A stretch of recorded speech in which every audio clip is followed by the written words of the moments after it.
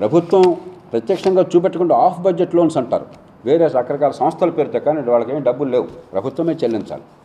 అవి కానీ కలిపితే ప్రభుత్వ లెక్కల ప్రకారమే 22-23 లెక్కలు ఉన్నాయి. తర్వాత లెక్కలు ఇవ్వాలి ప్రభుత్వం. 43% ఉన్నది, 20% ఉండాలి. దీనిలో ఇంకా కొన్ని అంకెలు లేవు. ఏమిటి అంకెలు లేనిది? బాకీలు. నాకు అందిన సమాచారం ప్రకారం, విశ్వసనీయ సమాచారం ప్రభుత్వం బయట పెట్టాలి ఇవాళ కానీ ఎన్నికల తర్వాత కానీ, 1,00,000 కోట్ల రూపాయల పైచులకు బాకీలు ఉన్నాయి. చిన్న చిన్న కాంట్రాక్టర్లు పనులు చేసి పాపం వాళ్ళు చిన్న కాంట్రాక్టర్ ₹1 కోటి రాకపోతే మునిగిపోతాడా? ప్రభుత్వం నుంచి ఉపాధిని కోరకుండా చాలా కష్టపడి పెట్టుబడి పెట్టి ప్రభుత్వం డబ్బులు రాకుండా కూడా కాంట్రాక్ట్ పొంది పని చేసి పెట్టి అయిపోయింది, డబ్బులు ఇవ్వట్లేదు. అలాగే బకాయిలు చెల్లించాల్సి ఉన్నాయి, ఉద్యోగులు కావచ్చు, ఇతరులు కావచ్చు. 1,00,000 కోట్ల పైచులకు ఉన్నాయి, ఎంత ఉందో సరిగ్గా తెలియదు. ఇవన్నీ కలిపితే 50% దాటుతోంది. 20% ఉండాలి. ఒక్కరోజు దీన్ని అదుపు చేయలేకపోవచ్చు, కానీ ఖచ్చితంగా అదుపు చేసి తీరాలి. ఆర్థిక క్రమశిక్షణ కావాలి. దానికి లోక్సత్తా పూర్తిగా జాతీయ స్థాయిలో కానీ రాష్ట్రాల్లో కానీ కట్టుబడి ఉన్నది. మూడోది, అభివృద్ధి కేవలం హైదరాబాద్ నగరానికో అమరావతి నగరానికో పరిమితం అయితే చాలు. అమరావతి ఖచ్చితంగా కావాలి. రాజధానిగా మాత్రం లేదు. అంతా చర్చించే రాజధాని చుట్టూ తిరుగుతుంది. మాకు అంతా రాచరిక స్వభావం ఉంది మన దృష్టిలో. రాజధాని కాదు ముఖ్యం. అక్కడ ఒక గ్రీన్ ఫీల్డ్ సిటీ, ఆధునిక యుగంలో మీకు ఒక గ్రీన్ ఫీల్డ్ సిటీ లేకపోతే పెట్టుబడులు రావు. ప్రపంచ స్థాయి టాలెంట్ మీ రాష్ట్రంలోకి రాదు. వాడు ఎక్కడ బాగుంటే అక్కడికి పోతారండి. నాకు ఇప్పుడే చెప్తున్నారు, వజీర్ గారు చెప్తున్నారు, ఇక డాక్టర్లు కూడా బాగా విదేశాల్లో కనుక నైపుణ్యం పొందితే హైదరాబాద్ పోతున్నారండి, మాకు విజయవాడ రావట్లేదని చెప్తున్నారు. అంతర్జాతీయ స్థాయిలో టాలెంట్ పెట్టుబడులు కావాలంటే అత్యున్నత ప్రమాణాల ఒక సిటీ ఉండటం అవసరం. ఉన్న సిటీని బాగు చేయడం కష్టం. విజయవాడ గొప్ప సిటీ, మనందరూ గర్వించే నగరం. అందరికీ సిటీ అంటే విజయవాడ మా చిన్నప్పుడు. కానీ ఇవన్నీ కూడా ఏంటంటే గ్రామాల నుంచి పెరిగినాయి, కొన్ని గ్రామాలు కలిసి పెరిగినాయి. కాబట్టి మౌలిక సదుపాయాలు ఒక స్థాయి నుంచి మీరు బాగు చేయలేరు. మీరు ఇరుకైన రోడ్లు, సందులు, గొంతులు అనివార్యం ప్రతి పట్టణంలో. అంతే. హైదరాబాద్లో ఎప్పుడైతే మీకు హైటెక్ సిటీ నిర్మాణంలో నేను కీలక పాత్ర వహించాను.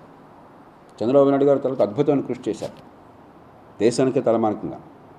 తర్వాత వచ్చిన నాయకులు రాజశేఖర రెడ్డి గారు కానీ, ఇతర కాంగ్రెస్ నాయకులు కానీ, టీఆర్ఎస్ బీఆర్ఎస్ నాయకులు కానీ బ్రహ్మాండంగా చేశారు. హైటెక్ సిటీ కావచ్చు, లేకపోతే ఫైనాన్షియల్ డిస్ట్రిక్ట్ కావచ్చు, ఇతరమైన కావచ్చు. అక్కడ చూస్తే మీకు ఈ దేశంలో ఉన్నారా, అమెరికాలో ఉన్నారా, జపాన్లో ఉన్నారా తేడా తెలియదు. కాబట్టి ఖచ్చితంగా ఆ స్థాయిది కావాలి, కానీ దాంతోనే తృప్తి పడితే చాలదు. అంచేత 100 చిన్న పట్టణాల అభివృద్ధి కావాలి. అన్ని రకాల మరుగు సదుపాయాలు కల్పించి చిన్న చిన్న నైపుణ్యాలు ఉన్న యువతకి, గ్రామాల నుంచి వచ్చిన యువతకి అందరూ పొలమంటూ అమరావతికో, విజయవాడకో, విశాఖపట్నానికో, హైదరాబాద్కో, చెన్నపట్నానికో తరలిపోవాల్సిన అవసరం లేకుండా అక్కడే ఒక ఉపాధి దొరికిందనుకోండి, మనకు బంధువులు ఆలనా పాలన ఉంటారు.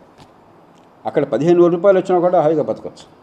మహానగరానికి పోతే 30,000 వచ్చినా మీకు పట్టించిన వాళ్ళు లేరు, మీకు బంధువులు లేరు, కష్టం వస్తే ఆదుకునే వాళ్ళు లేరు. ఆ కోవిడ్ నేపథ్యంలో మీకు గుర్తుందో లేదో, కోవిడ్ వచ్చినప్పుడు మీరంతా పత్రికల్లో బ్రహ్మాండంగా రాశారు. లక్షల మంది గ్రామాలకు తిరిగి వెళ్తుంటే ఎన్ని కష్టాలు పాలైనారు.